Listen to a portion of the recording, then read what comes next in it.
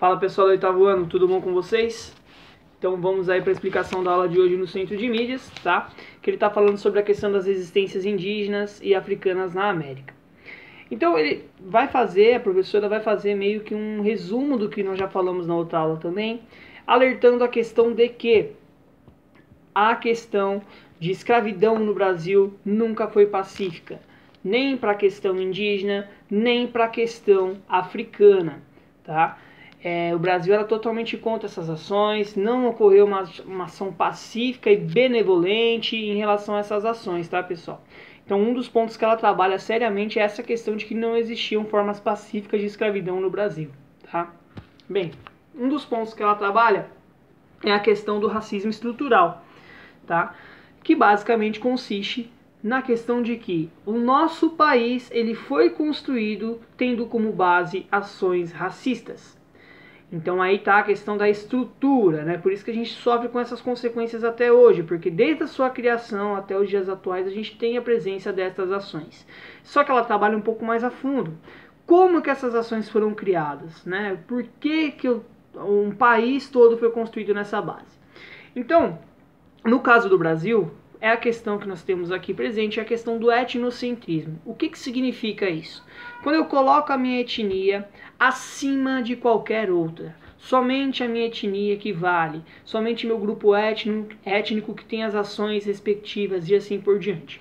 Então o que acontece? Quando eu tenho esse processo de etnocentrismo, de colocar minha etnia como centro de tudo, consequentemente as outras etnias que são diferentes de mim eu considero como inferior, e sendo inferior eu posso fazer o que quiser com elas, desde o ponto de massacrá-las culturalmente, fisicamente, politicamente e assim por diante, tá? Então o etnocentrismo foi um dos pontos que levou à construção desse país, tendo como base esse racismo estrutural, tá? O segundo ponto é o seguinte, galera, ele vai trabalhar a questão do eurocentrismo também. O que é isso? É colocar a Europa como centro das ações, tá? Então os europeus, eles tinham uma lógica de vida, tá? Eles tinham uma sociedade, práticas sociais determinadas, e aqui no Brasil, né, e na América, os povos indígenas e também, consequentemente, os escravos africanos que vieram para cá também tinham lógicas de vida diferenciadas, tá? Uma das coisas que a gente tem que entender é o seguinte, que a sociedade, qualquer sociedade, ela tem as suas peculiaridades. Então, muito dificilmente nós vamos ter sociedades iguais. Por quê? Cada um é peculiar. Cada uma apresenta um ponto específico que é valorosa para ela, mas pode não ser valorosa para outra sociedade. Por exemplo, um dos exemplos citados ali pela professora é a questão do ouro. Para os astecas, o ouro era um adorno, um enfeite. Já para a questão dos europeus, o ouro era uma coisa comercial. Então, a mesma ação, só que com ideias diferentes. Cada sociedade atribui um significado diferente a essas ações, tá? E aí o que acaba acontecendo?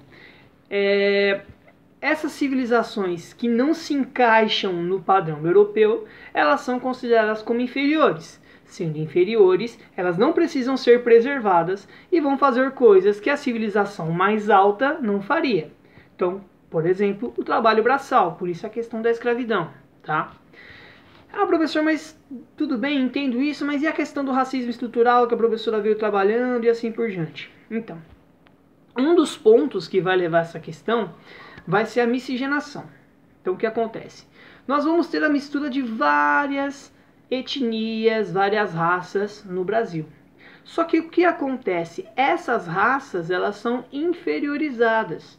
E qual que é o problema disso? As pessoas que são descendentes desse grupo social, dessa mistura dessas etnias, acabam sendo consideradas também como pessoas inferiores.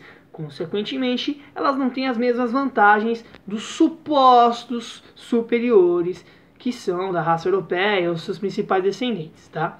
Lembrando isso dentro de um contexto de colonização do Brasil, tá? A gente está falando de um contexto extremamente preconceituoso dentro dessas questões, tá bom? Outro ponto também que mostra que o nosso país ele tem essa estrutura enraizada, né, do racismo é a questão das leis, e aí a gente vai focar um pouquinho na questão da parte africana, a questão das leis que combateriam a escravidão. Lei Áurea, Lei de Sexagenários e assim por diante. O que acontece? Qual que são o problema dessas leis, tá? O Brasil, de fato, ele só se desvencilhou da escravidão não por bondade, tá? O ato de acabar com a escravidão, o final dessas ações, não foi porque os governantes brasileiros eram bonzinhos ou pensavam no bem-estar dos negros. Não, tá? Foi uma lógica comercial. Então a gente pode dizer que a libertação desses escravos no Brasil, ele teve uma lógica comercial, mais comercial do que humana. Por quê? O Brasil, com a vinda de Dom João VI para cá, a gente viu, ele tinha um parceiro comercial muito forte, que era a Inglaterra.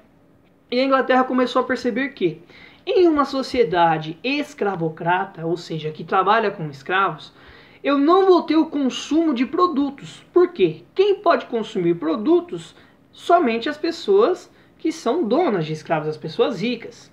E como o Brasil, a maioria das pessoas, né, tinha uma grande parte da população escrava, consequentemente, as relações comerciais de compra de produtos não estavam sendo vantajosas para a Inglaterra. Então, o que a Inglaterra faz? Começa a pressionar o Brasil para acabar com esse processo de escravidão, não por bondade, ele vai usar esse pretexto, mas não é, o objetivo principal não é a bondade, o objetivo principal é fazer com que aumentasse o número de possíveis compradores de produtos da Inglaterra, e dessa forma ela se manter rica e influente. Tudo bem? Então, um dos pontos que a gente tem que trabalhar aqui é o seguinte, que dentro da lógica do Brasil, até as ações que buscavam combate à escravidão, elas são mais econômicas, comerciais, do que humanas. E aí a gente percebe que a estrutura de um racismo, de inferiorizar uma raça e colocar outra como superior, ainda permanece existente. Tá bom, pessoal? Espero que vocês tenham gostado e até a próxima aula.